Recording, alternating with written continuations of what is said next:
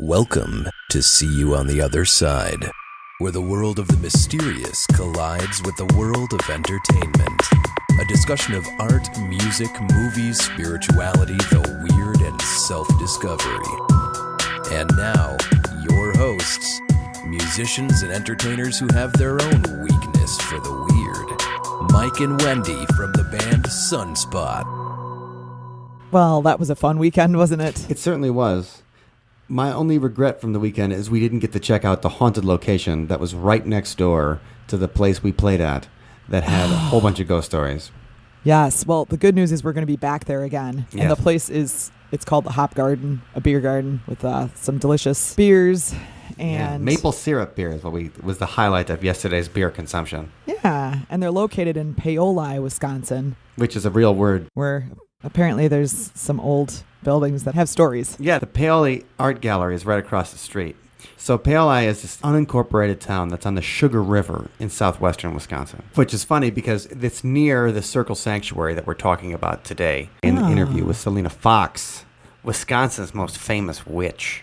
Woohoo. And so it's this tiny town that's on the Sugar River, and they have some really old buildings, late 19th century buildings, and one of them, Paoli Art Gallery, is completely and super haunted. We just didn't get there in time because we had to play all day yesterday. Yeah, but we'll be back again 2 more times this summer, so let's plan it out better next time, and maybe we can even do a little live recording there. Yeah, no, we're gonna break into the art gallery next time because I heard breaking into art galleries in small towns is a perfect way to anger the ghosts into coming out, and we're hoping to get if we do a live podcast there or a live recording, then hopefully we can get some EVPs on there. That'd be cool. You know, so ghosts of art lovers. Anyway, that was a lot of fun. Speaking of lovers, you know who I love? I know who I love. Who's that? I love One Shadow 45. Oh, that's not fair. I love One Shadow 45. You weren't supposed to take One Shadow 45. I guess you're going to have to pick between Wendy and I in this love triangle between us and One Shadow 45. Why do we love One Shadow 45, Wendy? Well, One Shadow 45 left a really nice 5-star review for us. So thank you for that. And I'll go ahead and read it to you. Yeah, what's it say? It says, I like to hear wonderful this. What? I like to hear these stories. Wonderful concept, 5 stars. Ooh. Here is a wonderful podcast filled with interesting topics of the paranormal and great sounding music to close out. Mm-hmm. The hosts are easy to listen to and make the whole show entertaining along with their intriguing guests. Definitely a must listen for anyone who likes paranormal. Ooh, and we like paranormal, and we like you. Yeah, thank you. You hit the right buttons, One Shadow 45.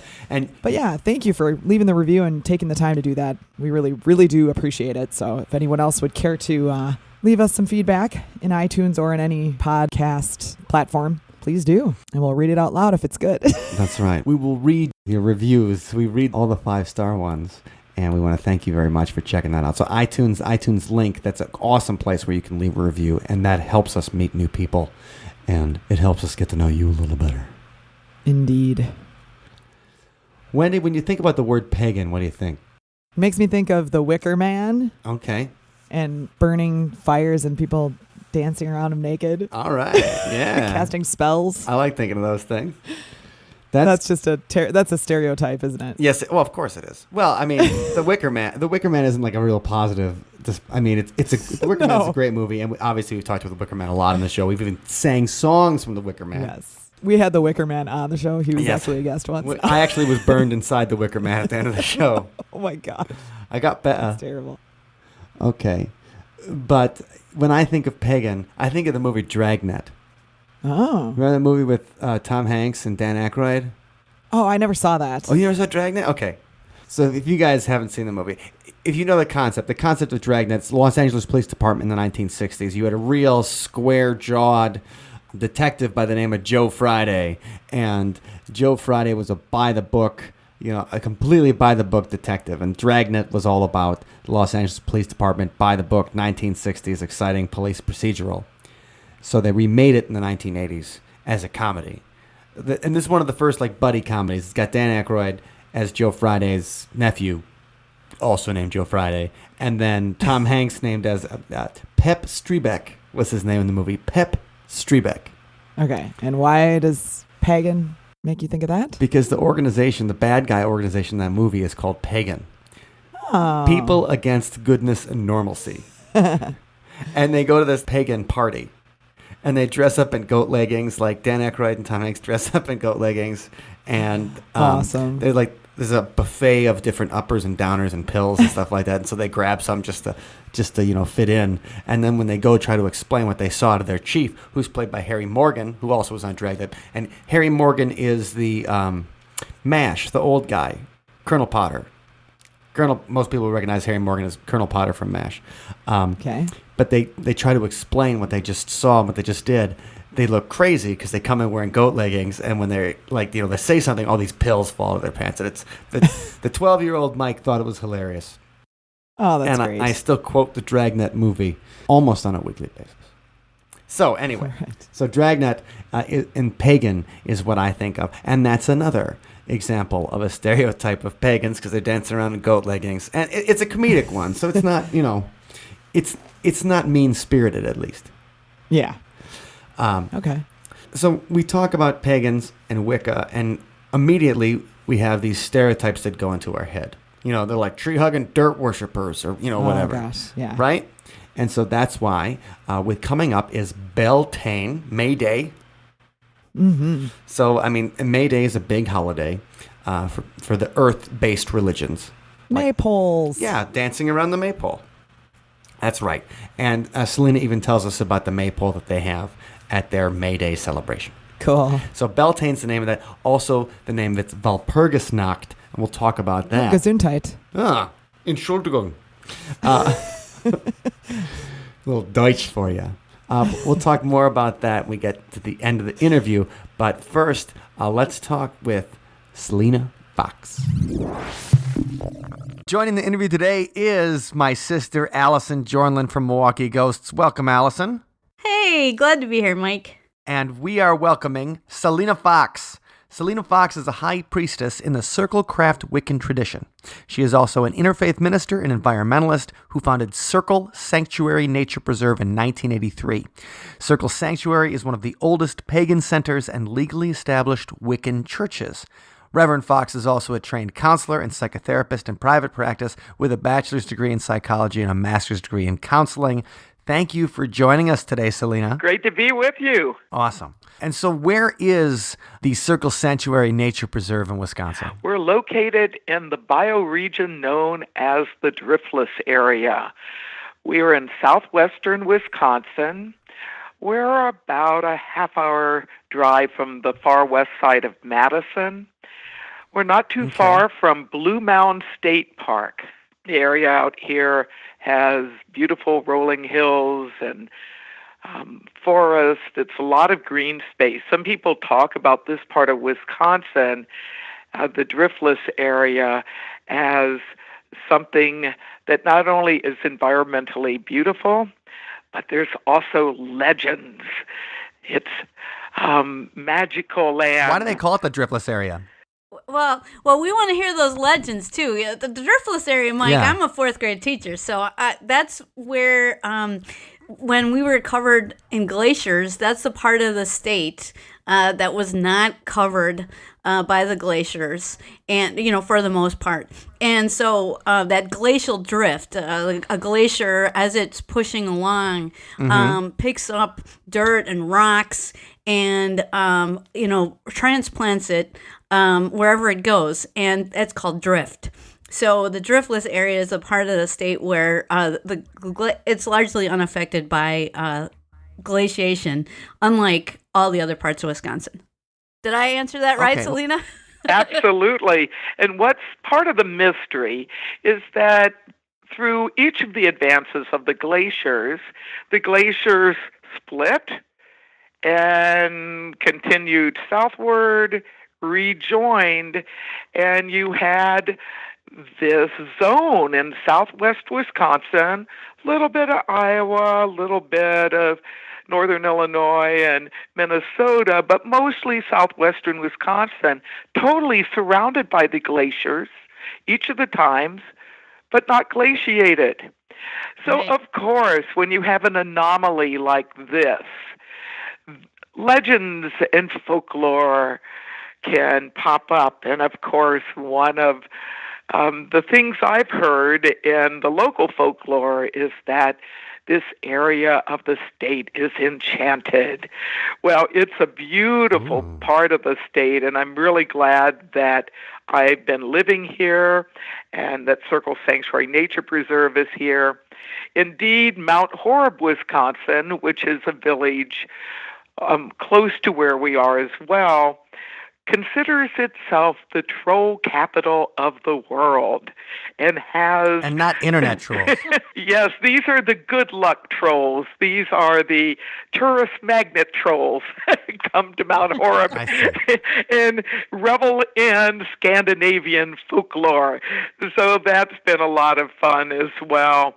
And certainly out in these parts, Frank Lloyd Wright, one of the pioneers of environmentally friendly architecture, has his Taliesin, which he named from Welsh pagan mythology, the shining brow. And clearly, the driftless area of the state of Wisconsin is known not only for scenic beauty, but some wonderful cultural and magical folkways.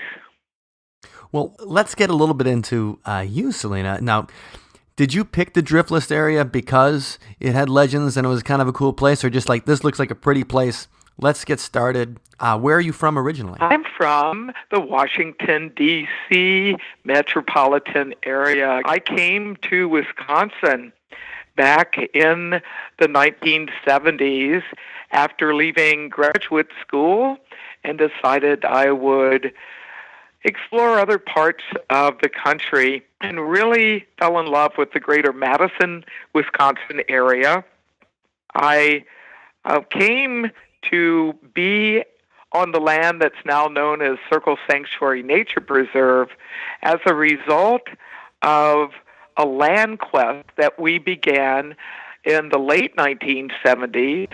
We were renting a farm near Sun Prairie and wanted someday to have a center which would be rurally based, where we could network and connect not only with other people of like mind, but to be able to commune with nature and sacred ways.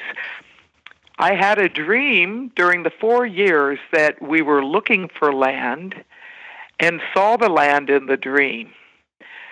I went into Mount Horeb that day. We had a small office in a building there where we did some publications work and other networking work, and talked with one of the people who was part of our staff at that time, and she said, "Oh, I know of a place that just came up for sale." I went out and checked it out, and indeed, that was the land I saw in the dream. I think the land chose us as much as we chose the land. And you're a Wiccan, so, I mean, connection with the land, that's really important to that religion, isn't it? Absolutely.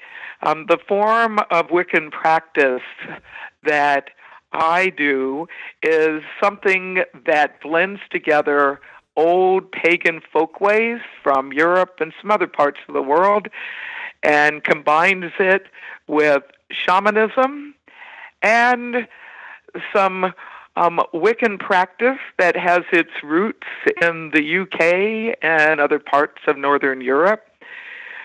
Being able to be in touch with the sacred, not only as a great one, but honoring the divine within nature. Very essential to the practice. We celebrate the cycles of the season, the cycles of the moon. We connect with the divine not only as a great mystery, a great unity, but in multiple ways, honoring the divine as great mother, as great father, as sacred earth, air, fire, water, spirit. working with ancestors.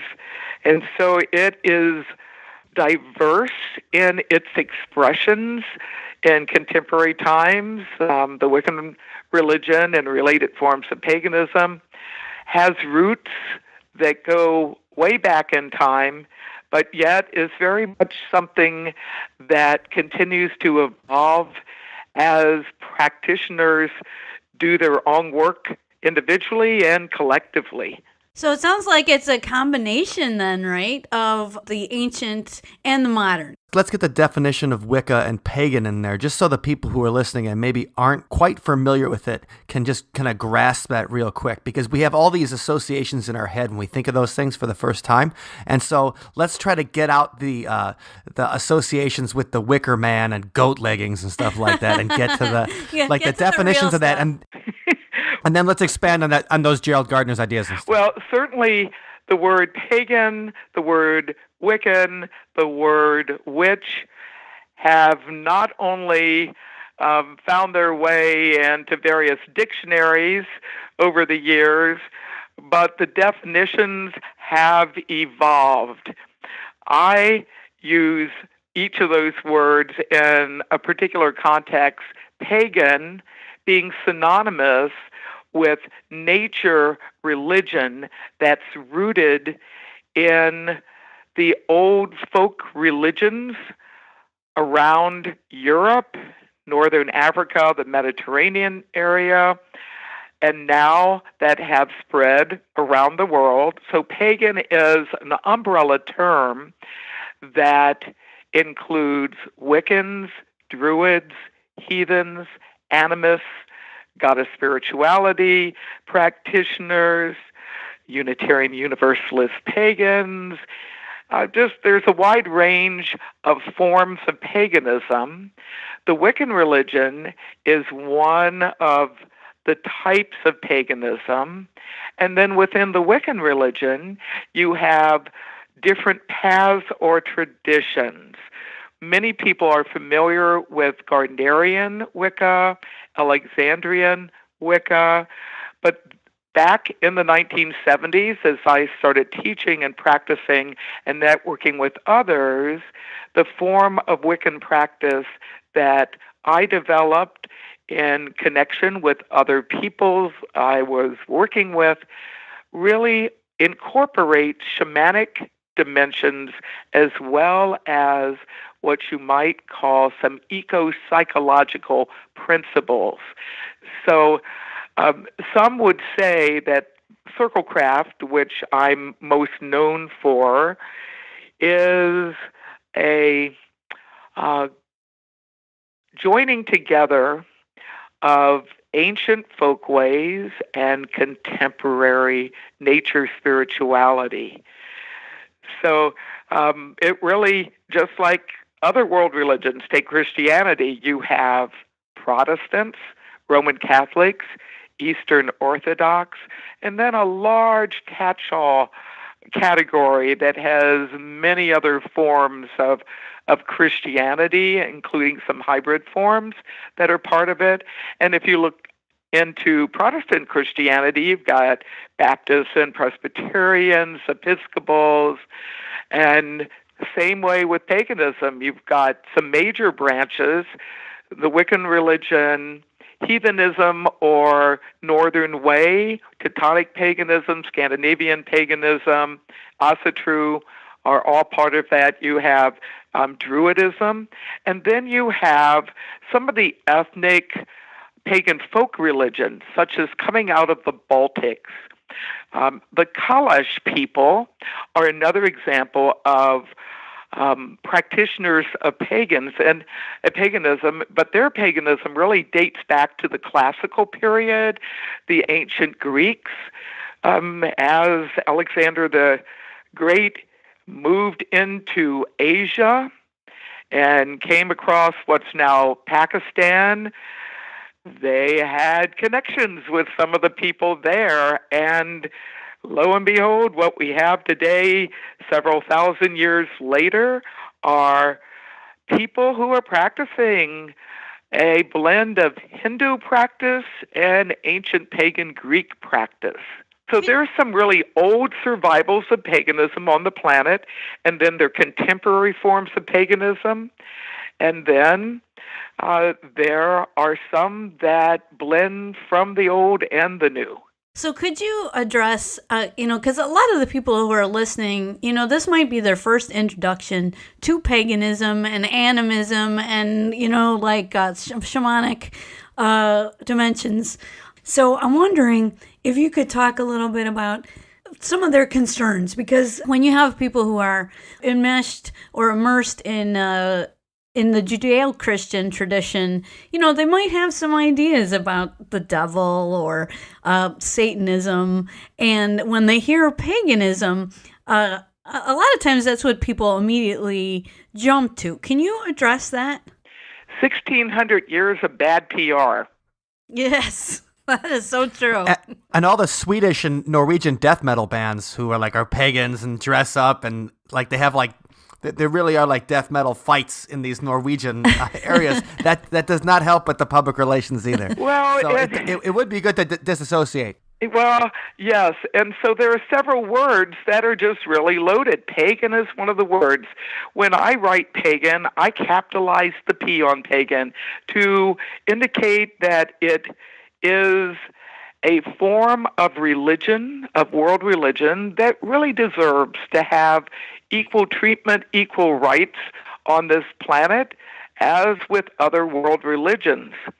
One big difference between various forms of pagan religions, there really isn't a focus on converting people. And with some of the branches of paganism, including the Wiccan religion. Now, some people use the word witch as synonymous with Wiccan practitioner. Some people use the word witch as somebody who practices magic, but perhaps doesn't have a particular religious framework. So that adds to some of the confusion. But clearly, the word witch and pagan have been used by people who have had an agenda of genocide and oppression. And what do you think are still misconceptions that are lingering around today about witches in pop culture that you'd like to clear up? I mean, what really gets your goat? Is it Harry Potter? For me, it's Harry Potter. That's great. Well, I've come to, over the years, to recognize that the word witch has a lot of power, the word pagan has a lot of power, and even Wicca has now gained some power as it's become more known, and all three words are now part of the greater global pop culture that many of us connect with.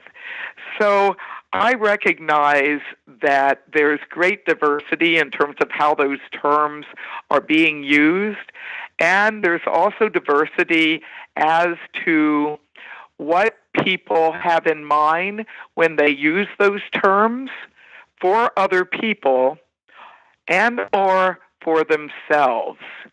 There are some people who are perpetuating fear and lies by saying that pagans, Wiccans, and witches have something to do with evil, devil worship, other problem activities.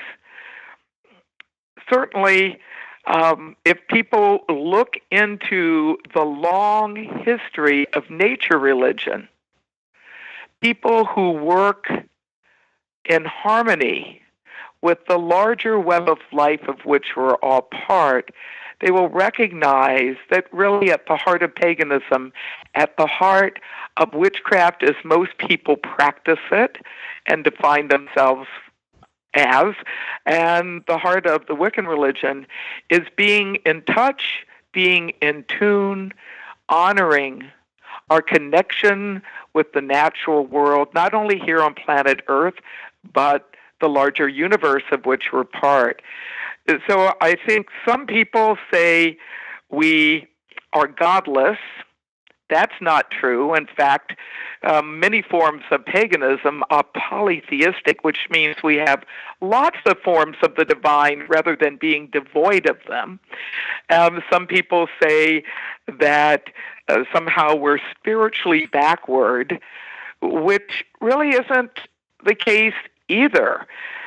One of the things that's being studied in the emerging academic field of academic studies of religion, religious studies, is that many people who have advanced degrees, college educated, that are very much involved with an understanding and adopting the scientific worldview are pagan.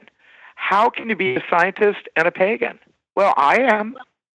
And so that's another thing, that science and religion do not have to be warring each other. And the pagans I know actually see that science is just another way of being able to understand the natural world.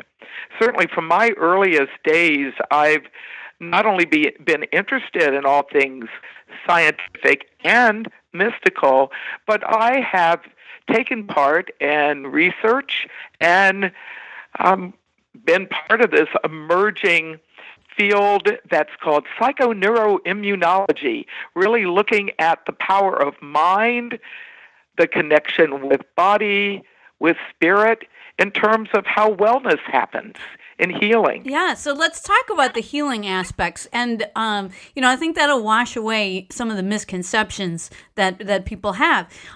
Recently we had anthropologist Jack Hunter on the podcast, and he blogged just this week about the power of animism. The idea, animism is the idea that, there are spirits in nature, in plants, in animals. And if we come to respect those spirits, that can lead to more benefits for us, perhaps in terms of saving this world from the environmental catastrophe that we have going on right now from our, current beliefs. Or our current paradigm.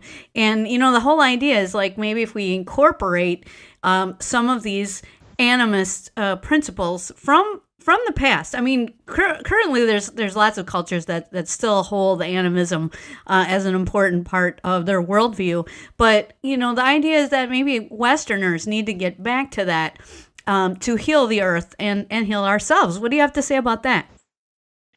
Well, I agree, and I actually think that if you use the term pagan in a very broad sense, meaning synonymous with nature religion, everyone alive on the planet today is a pagan in terms of their ancestry. We're hereditary pagans. What was the religion of the Stone Age, of the Neolithic? There was a time where being in touch with nature, not only having the physical knowledge of nature, but the spiritual attunement to nature was hardwired into everyone.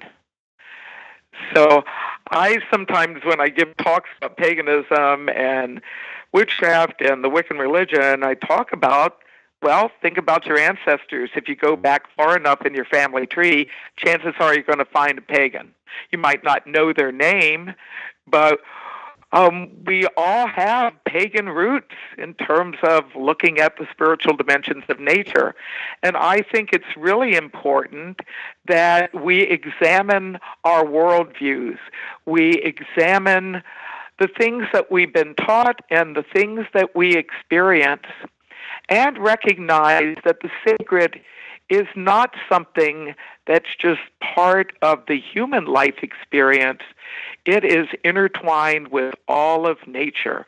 And animism has that as a core practice. And some pagans really prefer the word animist for themselves because it doesn't have some of the baggage that the word pagan has accumulated over time. Assuredly. We think it's really important in terms of environmental science that we not only have a good understanding of things that are observable, but we develop the intuitive dimension of ourselves and have an awareness of what nature can teach us. I think it's really important that as we look at the world around us, we are all interconnected. And whether you see that coming from a spiritual dimension or a scientific one, or in my case, I see the two as very intertwined, is to recognize that inner connection and to celebrate it. Well, let's talk about some of those celebrations you have coming up. You have some festivals coming up at the Circle Sanctuary, and I don't want to leave you without really talking about some of the regular events you have there, like the full moon and sacred fire circles, but you also have these seasonal celebrations coming up, and these can be a valuable opportunity for people to engage in this community and also engage with the natural environment, like these pagan spring celebrations you have coming. The celebration of Beltane, and also the celebration of the summer solstice. Can you talk more about all these incredible things you have coming up in the next few weeks and months? Yeah, so we celebrate the beginnings and midpoints of each of the 4 seasons, and the midpoint of spring, the time of the flowering, called Beltane. And some people will celebrate April 30th, May 1st. We celebrate the first full weekend in May. It's a 3-day festival. Yes, we do some old customs, dance the maypole, have some Morris dancers out to dance up the crops. We'll have some baby blessings. We'll have a variety of different workshops and ceremonies. Our biggest gathering of the year, a pagan spirit gathering, is typically held at some type of campground, and we will be returning this year to Southern Illinois at a campground called Tall Tree Lake, and it's a week-long celebration of summer solstice. What we endeavor to do is create and live in a magical pagan village. So we contribute to the things that we need to do to have our community operating during the week. So we have some people doing first aid and security and information, childcare, that type of thing, doing workshops. We have a whole educational component. We do a lot of drumming. We have dancing around bonfires. So that's what all those drums are for that I spotted when I was there at the Circle Sanctuary a few weeks ago. You had quite a lot of drums. Yes, and making music together, rhythms and singing and dance, doing sacred movement, very much important to our own practice and many celebrations. More information about our events, you can find us on Facebook, Circle Sanctuary Community. I'm usually posting things as well at my Facebook page, Selena Fox Updates, and our website, www.circlesanctuary.org, has not only information about our seasonal festivals, our full moon circles, but we do classes and a variety of different events throughout the year. And yes, we work with nature spirits, the elements, the plants, the animals, the spirits of ancestors, the ancient ones connected with the land and connect with divinity as goddess and God and great diversity. We're interreligious. We are a pagan church with a Wiccan foundation, but we also are interreligious and multicultural, and we have people that wouldn't consider themselves religious or spiritual at all. In fact, they might call themselves pagnostics because of their connection being agnostics and as well as connected with paganism. So there's a wide spectrum of belief, but what we have in common is inquiring minds, the ability to learn from each other and the larger world of which we're part of, a love of nature, and hope and action to work together to bring in better things for all of us. So Yeah. I am very thankful to be part of this podcast, and I appreciate your interest and questions. Okay, then. Well, let's start with Beltane, okay? Because we kind of just skipped over like what happens at one of the events. Because I think this is a lot of what people are interested in. And okay, so let's say that first of all, why is it a certain day? It's a spring festival, all right. It's the beginning of summer festival. Like, and what happens? Like, take us through your average Beltane Friday night or Saturday event where what's going to happen? You know, like you said, there's going to be drum circles probably, and there's going to be some dancing around some fires, and the maypole. I mean, all those things sound like fun. So what do they represent, and what does a Beltane celebration usually entail? And who is Beltane? Is it a date, or is it a guy, or is it a place? That's great. Well, some say the name Beltane incorporates the name Bel, an ancient god of the fiery sun. It's a Celtic fire festival. It's midway between the spring equinox and the summer solstice. I do a whole teaching on celebrating the seasons. In fact, I'm doing a whole intensive about how to create and lead seasonal celebrations as part of our pagan spirit gathering. Beltane has many different aspects to it.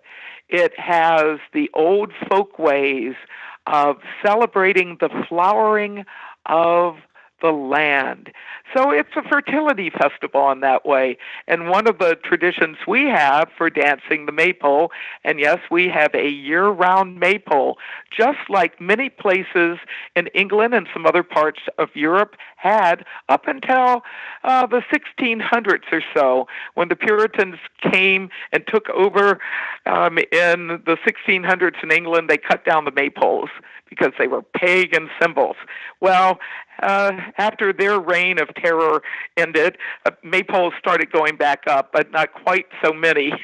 In fact, if you look at American history in the Twice Told Tales by Nathaniel Hawthorne, you'll learn about the maypole of Marymount in Massachusetts. Yes, indeed. There is a community that danced and frolicked around a maypole. And why is that why would it be controversial to have a maypole in the first? Like, it sounds like, I mean, it's pagan. Obviously it's not a stripper pole, but like it just sounds like a thing. So the idea that it's pagan, that it's a symbol of fertility, the connection to the earth. Yeah. Okay. Well, and so it depends on which culture and which people you talk with as to what form their maypoles take. But the maypole in shamanic practice is the world tree. It connects the lower world, that which is in the earth, with the middle world, where we are and dwell, with the upper world. It's also considered a phallic symbol, and it connecting with the earth, it's the union of the earth and sky. And during the Victorian era is when the ribbons got attached to the maypole. Many people think the ribbons are hundreds and hundreds of years old in terms of doing the beautiful weaving patterns, but not so old. But the maypole itself is very, very old. And before it was called a maypole, it was sometimes called the sacred pole. I mean, it links earth and sky. It's a representation of fertility and life, and so why do we dance the maypole? We dance the maypole to welcome in the spring, and one of the traditions we have at Circle Sanctuary is we use the ribbons. We have these 13-yard long ribbons that we weave and do this amazing interlaced pattern. Once it's all energized and we've got dancing and drumming and chanting and singing, and we're having really a lot of fun. Spirituality should be fun. It shouldn't be all dismal. and restrictive. Don't tell the Catholics that. Well, and I think part of the reason paganism does not always gets appreciated by some more staid religions is it really does encourage people to open up, enjoy life, and have fun. It's about pleasure. And it's a bit sexy, right? I can see why a guy like Oliver Cromwell was like, okay, guys, we're gonna cancel the festival where we had all these young women dancing around a phallus. Well, and you got it. And the Puritans also got rid of the celebration of Christmas, which really is winter solstice. So they said, "Oh, we get rid of this. This is too pagan," right? So paganism really got demonized a lot. It was considered religiously and spiritually incorrect for hundreds and hundreds of years by various people. And unfortunately, there are some parts of the world, Saudi Arabia, Morocco, Pakistan, some other parts of the world where it's dangerous to be open as a pagan. Yeah. Although I'm happy to say in Pakistan that the Kalash people are now being considered a distinct ethnic and religious community. So this old pagan tribe is getting some degree of recognition and hopefully protection. So back to Beltane. Yes, there's this whole fertility piece, and after we dance the maypole, one of the things we do is have whatever couples want to have a child in the next year to come up and touch the pole. And then after they've done that, for good luck, we'll have other people come and get the wonderful energy from the pole, but in a different context. Writers that want some help getting through their writer's block or doing some other creative activities come up. We have all sorts of different people come up. We have the Oak Apple Morris dancers, which are doing these dances, these folk dances that date back hundreds of years to Old England, and they have bells sewed on their costume, on their leggings, on their arms, and they do these traditional dances, which is said to wake up the land and bring about abundance. While we are not farmers in terms of doing lots of crops, we do have some agricultural activities on the land. In fact, we just began our Blessed Bees apiary with a couple beehives. We do a lot of prairie restoration. That's a great name, by the way. Yeah, Isn't that fun? The Blessed Bees. I love that. Yeah, so at our Beltane, some people come for one of the days, some come for the 3 days. We start out, we connect. Some people during Beltane will take personal walks in the woods, do personal ceremonies at one or more of our sacred places, and we feast and we make merry, and we have youth activities. We've got all sorts of workshops. And do you have a May Queen? Yes, what about the Green Man? Absolutely. We elect our May Court by lotto. So we have a cauldron where whoever wants to be a May Queen can put their name in. Whoever wants to be the May King puts their name in. But we also have a variation that I started like 30-some years ago or so for the May couple. So we draw from, usually it's the May Queen from the year before, draws from the cauldron, and chooses the new May Queen that way, and the May King from the previous year will draw from the May King cauldron and call out the name of the person for the May King. But we have the May couple. Why do we have the May couple or the Beltane couple? Because within our community, we not only have heterosexual couples, but we have same-sex couples, and we have people that are gender nonconforming. So any couple has the opportunity to put themselves in for May couple. So our court... And no one gets burned alive, right? What's that? That nobody gets burned alive, right? No, this is not Wicker Man. Thank It's God. not Wicker Man. I was That's like, important. Wicker Man. I don't know how you guys do things in Barneveld. Yeah, Wicker Man #1 had some really great music and imagery. Wicker Man #2, the remake, much Had some more bees. problematic, I think. And no, we do not sacrifice creatures or humans as part of our rites.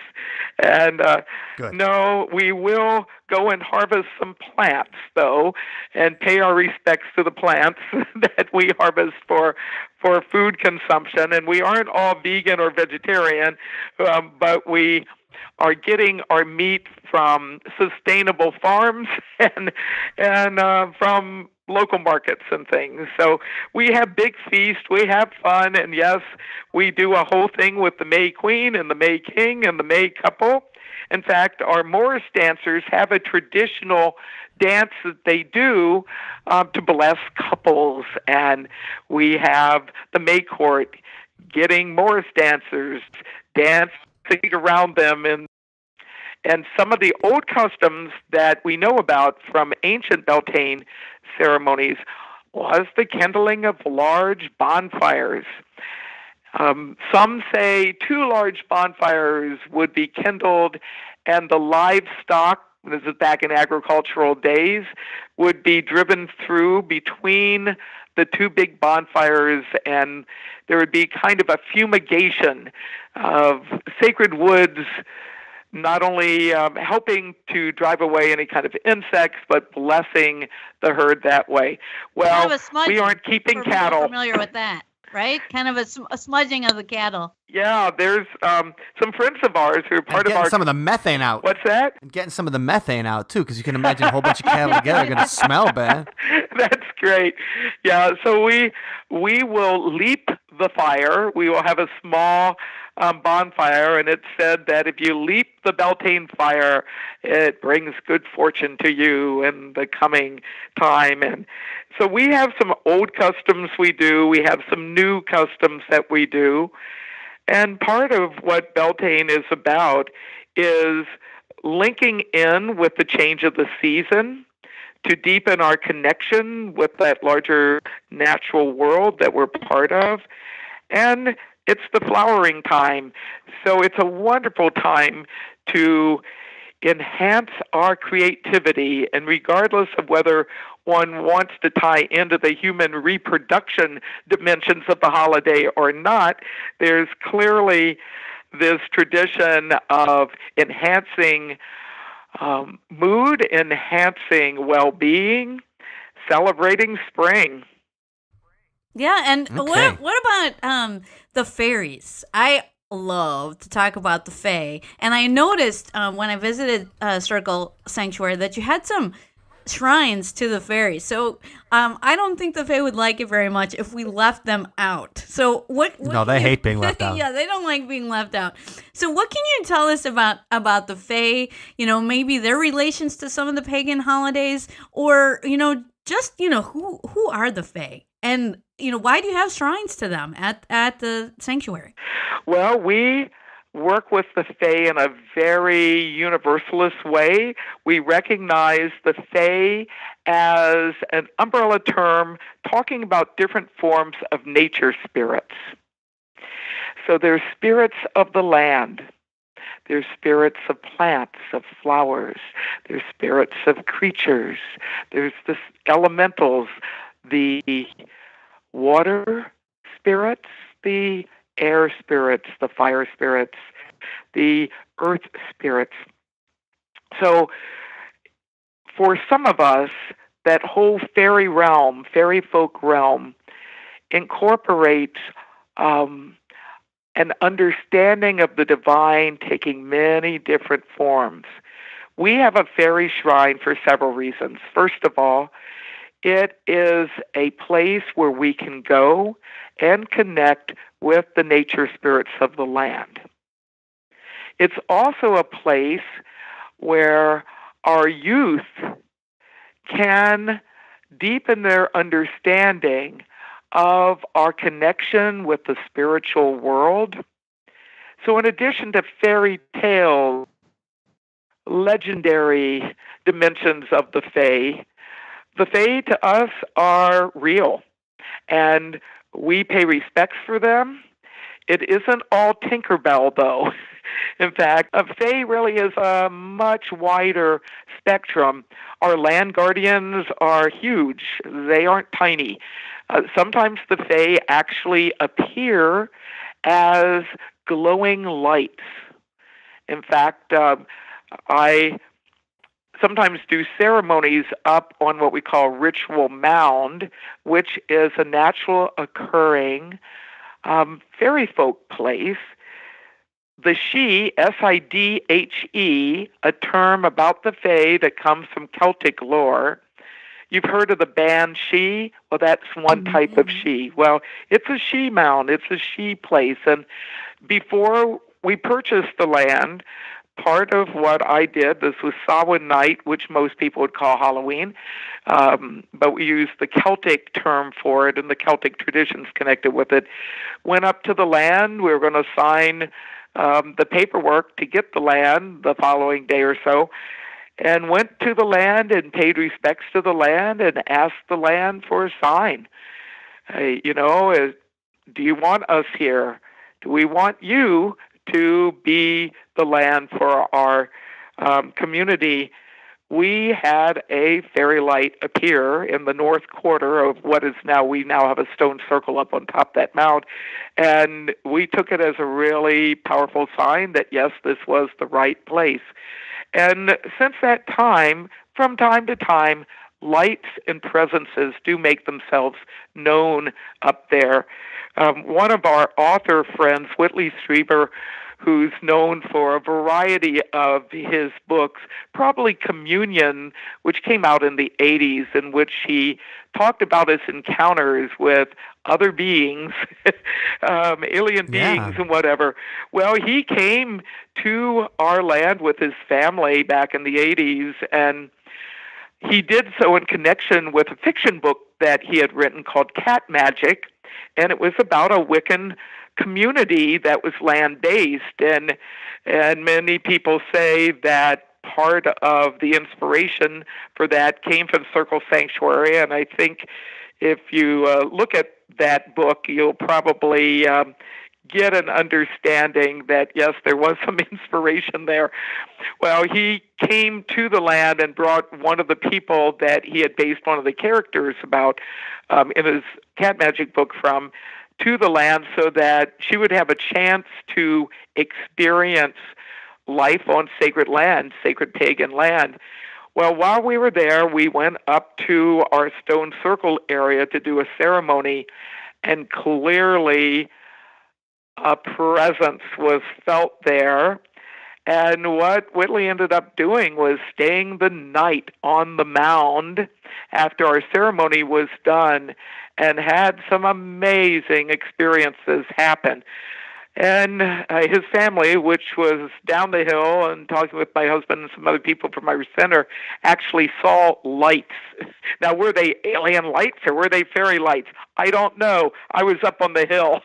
But, we've had a number of people, known and not so known, have experiences on the land. And I think part of the reason this Fae encounter and otherworldly encounters have happened is because the whole land is dedicated as sacred land, and we pay respects to the world in a variety of dimensions, not just the visible.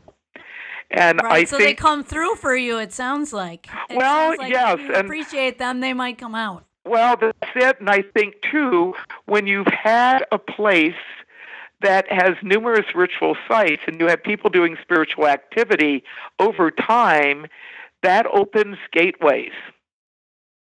Right. And it makes it easier to experience phenomena. However, we have some what you might call guidelines and protocols for the types of work that we do. It isn't like anything goes, let's do a whole lot of experiments and call up whatever we feel like calling up. No, we want to be in harmony not only with the animals in the plants that also dwell on the land, but the spiritual forces that are there. So we have intention with the ceremonies that we do, and even the ones that might be what you would call lively and fun-filled, there is a serious dimension in that we see ourselves as part of a much larger whole and seek to be in harmony with that larger whole, and to bring about more love, peace, well-being, joy, and freedom into the world, not only on the land where we have our activities, but on the planet and the universe as a whole. So that is the basic framework. And you find that in other types of sacred places by people of other spiritual traditions and paths. When a place has become sacred and people go with sacred intention, that enhances the ability of that place to be special for others as well. So our It sounds like it's a place of power, right? Would you well, say it that? is. I And mean, yeah, definitely. There are places on the land, even people that may not consider themselves having the sight or being especially psychic or intuitive, they feel something. oh, so it can open you up to these other dimensions. It sounds like, but as you're saying, there's certain protocols. You don't want to just go blindly into it like a bull in a china shop, because power has positive aspects but also has negative aspects. So what are some of the cautionary things that you would recommend? I really think that one's doing spiritual activity, individual or with a group, that one really needs to reflect on intention, what is the focus, and one needs to prepare oneself. Often it's some form of purification ritual, such as smudging, or it may take the form of doing centering breath, surrounding oneself with a radiant light, or just simply being peaceful, stilling the mind. Right. Now, you said that there were some people that were quite known who experienced things. Like you mentioned Whitley Strieber. Are there any other notables that you can tell us about that may have experienced something there? Well, my friend Margot Adler, who died a few years ago, who is known for a number of her work. She was a radio journalist for National Public Radio, but she was also a Wiccan priestess, and she had a love for the land and found by being out on the land that it really brought a deep sense of peace. Starhawk, who is known not only in the Wiccan community, but amongst people involved with permaculture and other types of eco-activism. What's the name again? Starhawk. Starhawk. That's a sweet name. Yeah, she travels around, fairly well known as an author and a speaker, and she has come out on several occasions as well. We have some rock shelters on the land where we do some healing work, and we've had people from a variety of different backgrounds and traditions come over the years, and from time to time, media will ask to come and do a documentary. There was a fairly well-known writer, he's since passed on, Neville Drury, who did a movie. He was from Australia. He did a movie back in the mid-'80s called The Occult Experience. And I'd say one of the more dramatic encounters with somebody as a notable was when he and the film crew and the film director, Frank Hyman's, one of Australia's best-known film directors, came out to do filming at our nature preserve. As part of this documentary they were doing, really exploring consciousness and magic and folkways from all around the world.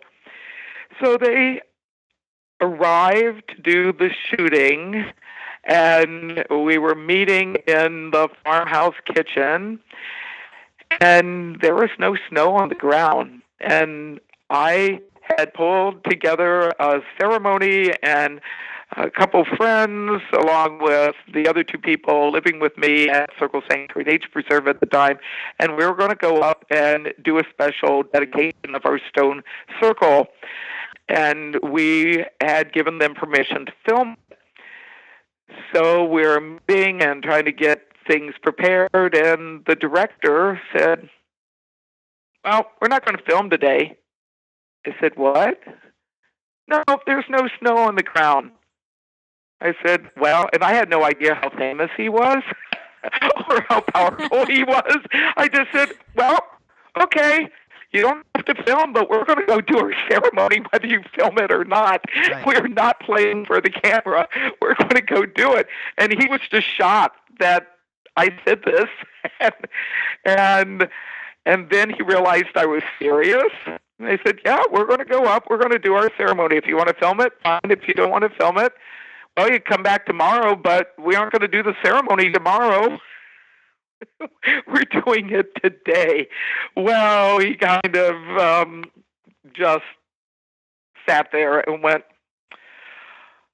"Okay, we'll do it today," and called his film team people together and said, "Okay, get your cameras." At the moment he made the decision, it started snowing. Hey. Wow. Huge flakes of snow. I mean, it was classic, right out of a movie of sorts. And they had not seen... So you might not have known how famous he was, but the goddess... Well, absolutely. And clearly Mother Nature smiled on us, gave us snow, and it was amazing. I think there's some little video clips. I think actually the whole film is up on YouTube somewhere. Yeah, and I hadn't even realized it won an award and made itself around the...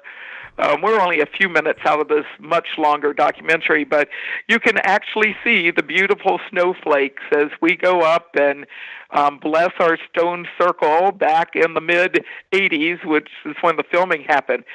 Well, they came back the next day to do some follow-up interviews, and that night they went off to the local village of Mount Horeb. They discovered when they left our valley area, it had not snowed any other place. Wow. So it was one of those, magical moments. And our friends who had come down from a dairy farm near Kendall also reported the same thing. And they called us up and said, "We got snow just right around Circle Sanctuary land. It's really strange. There's no snow out here." So that was certainly one of those crossroad moments. And we've had other amazing things happen. And I do think when you are in touch with nature, you can not only experience the magic of nature, herself, itself, himself, depending on your philosophy, but when you're open to that resonance, things can happen. So what caused that to happen? As I told the film director, well, you made the right choice. Yeah, he respected your authority, and it sounds like the goddess was listening.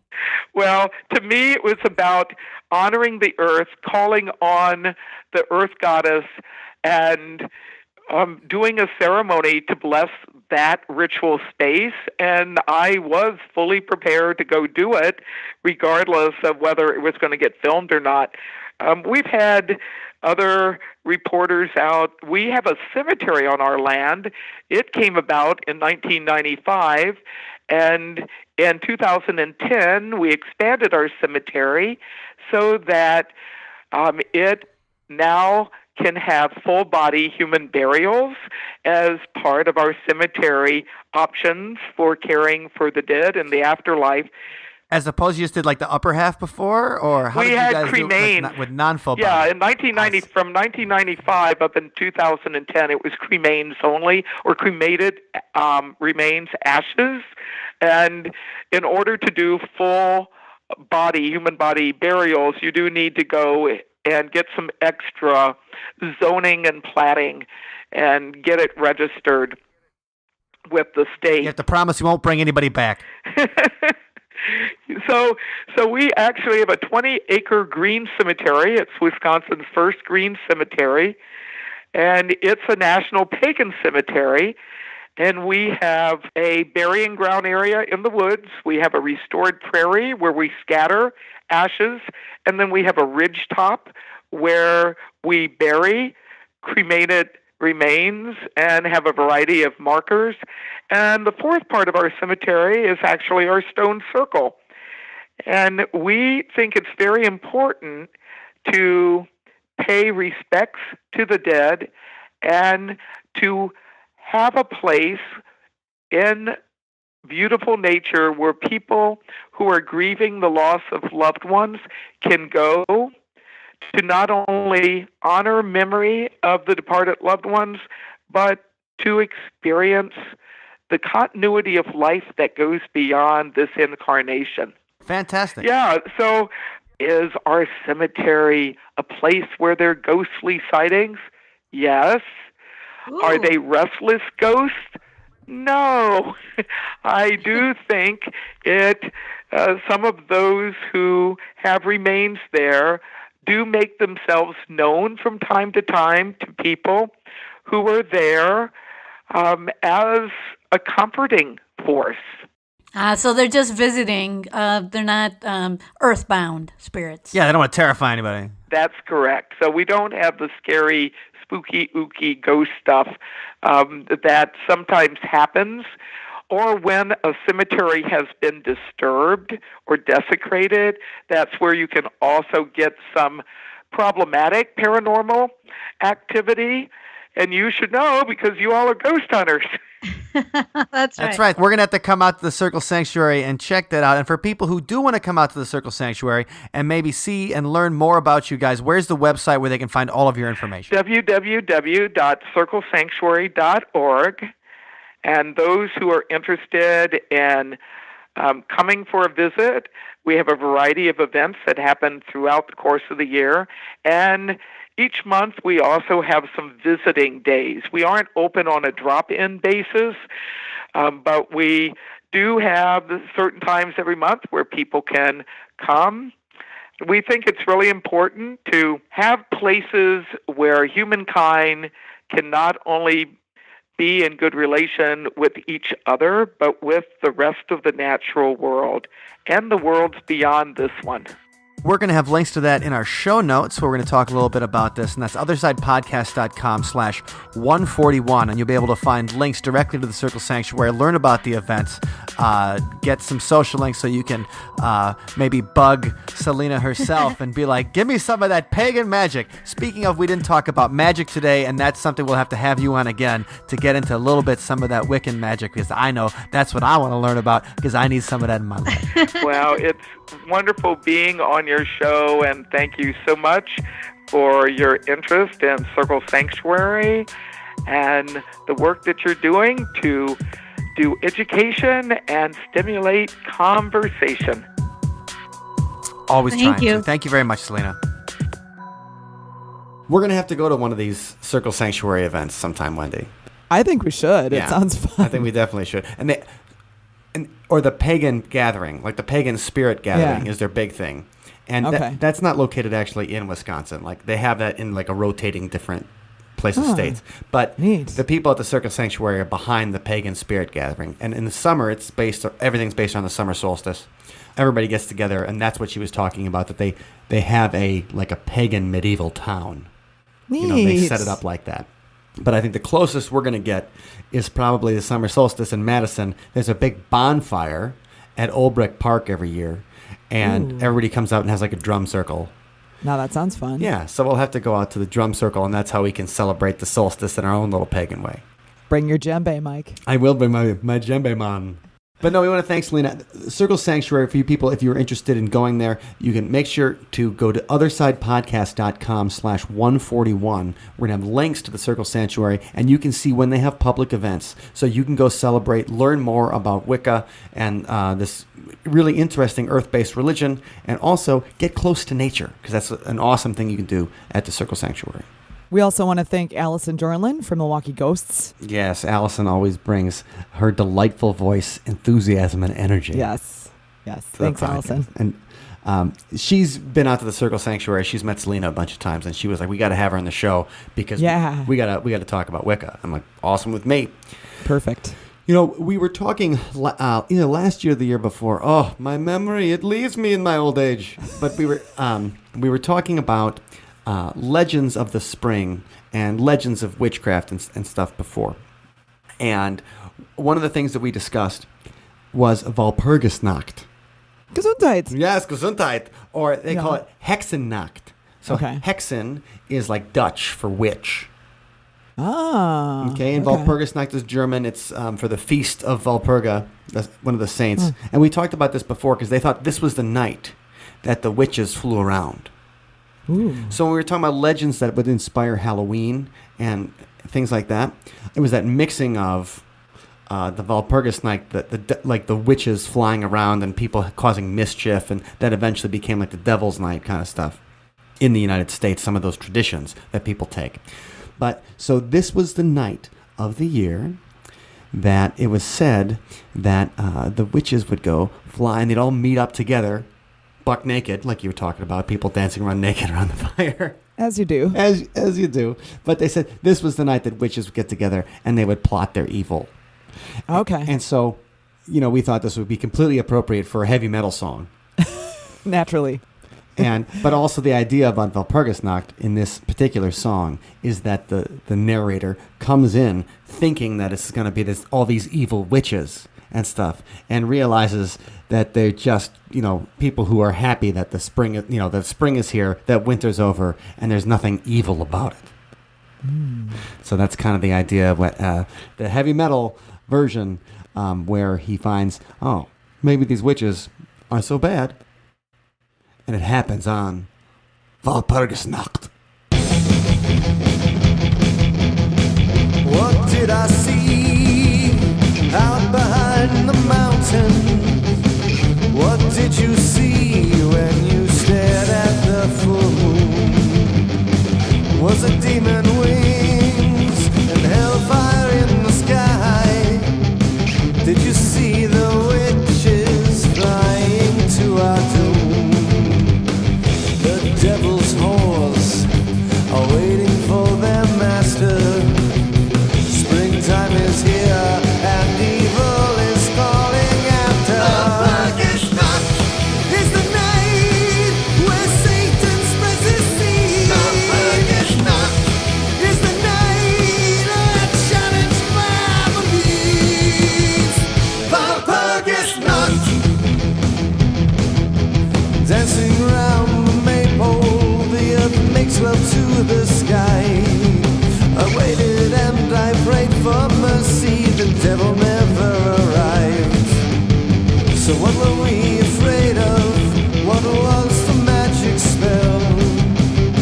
And where was all this temptation leading us right to hell? So I guess they're not wicked or scared of the wrong stuff. They're just happy that the winter's over. What's a party in the fall? Walpurgisnacht is the night we pray for our seed. Walpurgisnacht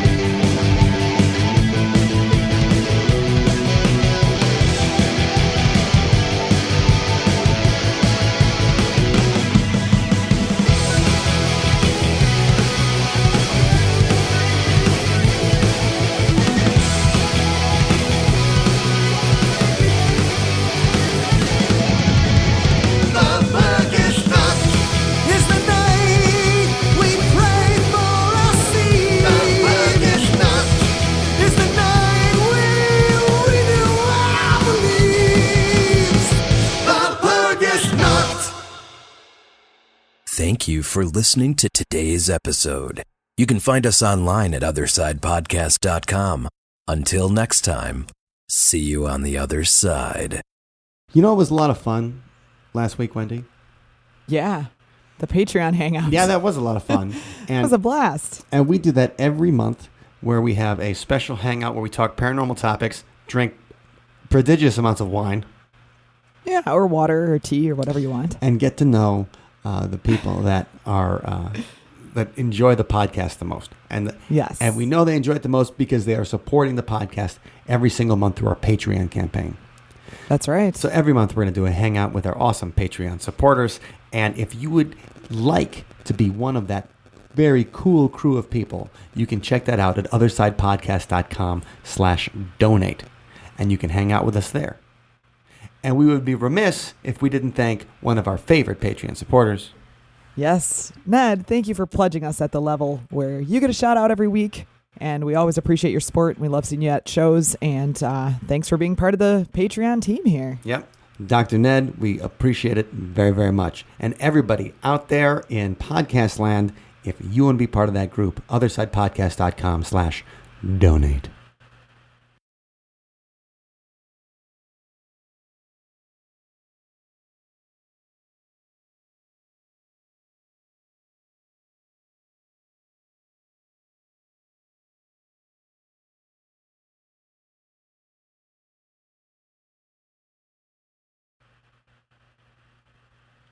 Love you. Bye.